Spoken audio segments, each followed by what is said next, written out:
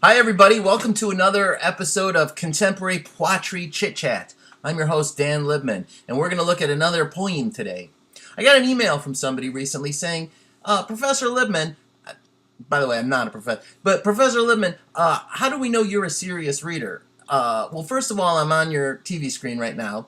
Reason number one. Reason number two, I say poetry as the art form, not poetry like you do. And I refer to these works of art as poems.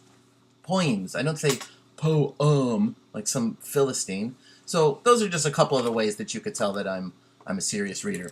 The current poem that we're going to be discussing is this one. It's a two-pager in the March 20th issue of the New Yorker, which had this cover, and the poem is called "Ode to the Double L." And the first thing you notice when you see the poem is that it says, after Araceli Gourmet. I don't know who that is. I didn't have time to Wikipedia it, but probably you know who it is. But this technique of saying that your poem is after somebody else, that's what poets do to let you know that they've copied an idea or stolen some aspect of the poem, and they don't want you to think like they're worried you're going to catch them. So you never know. So they put that on there to signal to you. This is another way you can tell I'm a serious reader. And here's the poem, Ode to the Double L. Twin shorelines at the end of my name, traffickers of white space, could last on the tongue forever, lolling, longing, an endless drawing out of the little stream between you.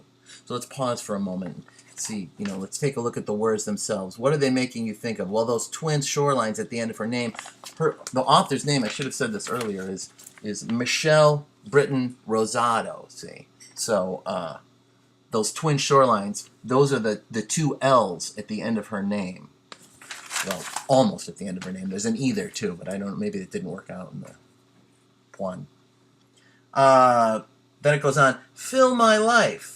You probably think that's a fragment or that I jumped in the middle of a line, but that's the whole line. Fill my life. I drink from the narrowest canal flowing between two countries that half the time claim me. Double L, bring me back, so on and so forth. It goes on. We'll just jump ahead. It goes on to etc., etc., etc. Rivulet of secrets. We're still on the shoreline thing. As a eucalyptus leaf, airplane runway, at the heart, double L. Comes back again. That's a technique. Let my days always move in two directions. Build me a channel into which I can pour this voice. And of course she's referring to the voice of the poet. I have it on good authority that when the New Yorker publishes your poem, the minimum is $5,000. So I would say that's a pretty good expenditure of $5,000 for the Condé Nast Corporation. There's a lot there. All right, everybody. Thanks for tuning in again. God bless. Do good work. Remember, scribble down anything that you think of that might make good writing, because if you can condense it and type it up, maybe you get it published. We'll see you next week. Bye-bye now.